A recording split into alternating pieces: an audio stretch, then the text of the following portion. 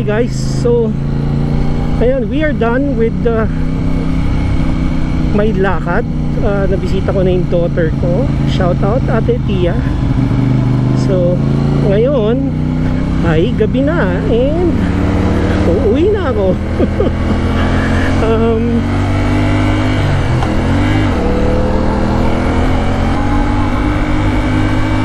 Two birds with one stone, no? I was able to experience SLEX, and then at the same time I was able to experience SLEX during night time. So it's what can I say, ang sarap ng experience. Ganito pala, especially ngayon hindi na ako naka-jacket, no? Naka t-shirt na lang ako and malamig na siya, malamig na, malamig, maliwanag, and you'll see all the vehicles, so ayos na siya. It's good na ganito yung feeling. Medyo nagbi-build up lang ang sasakyan dito ngayon, so siguro we just need to kain ako ng usok.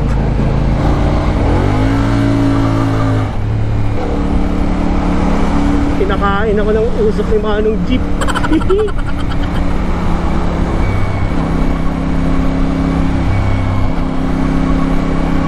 I don't know kung anong oras tayo makakarating.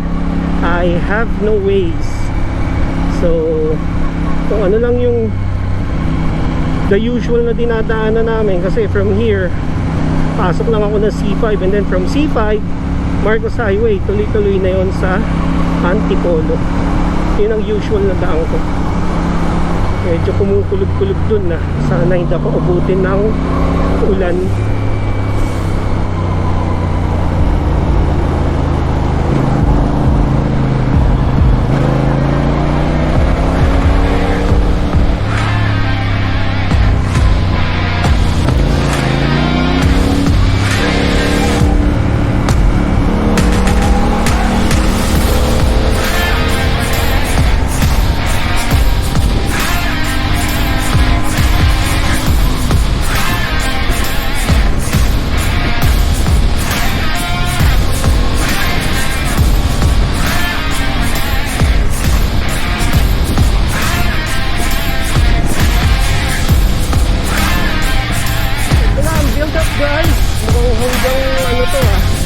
Hanggang Alabang to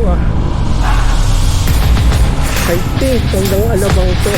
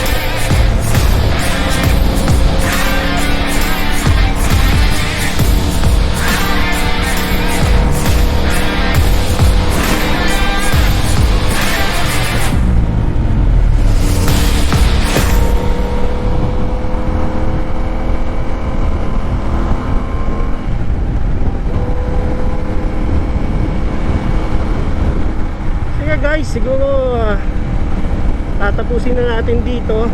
Medyo maganda na yung pagkadilim. Baka hindi nyo na makita yung video, puro pula na lang na buntot na makita nyo. Again, maraming salamat sa inyong pagsama. Sana nagustuhan nyo yung video natin. Paki-hit na lang po yung like button. Also, kung meron po kayong suggestion, meron kayong comment, isusulat nyo na lang po dyan, and babasahin po natin yan. And sa mga gusto mong pa-shoutout, lagay nyo rin lang dyan, shoutout po kayo.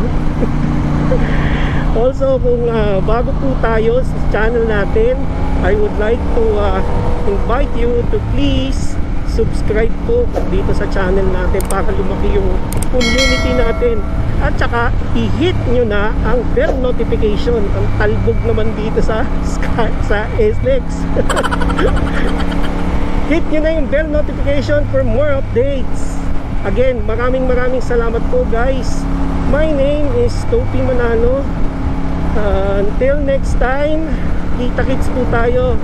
Lord, thank you po sa safe na paggabay sa amin sa pagbabike. Hanggang sa susunod guys. Bye!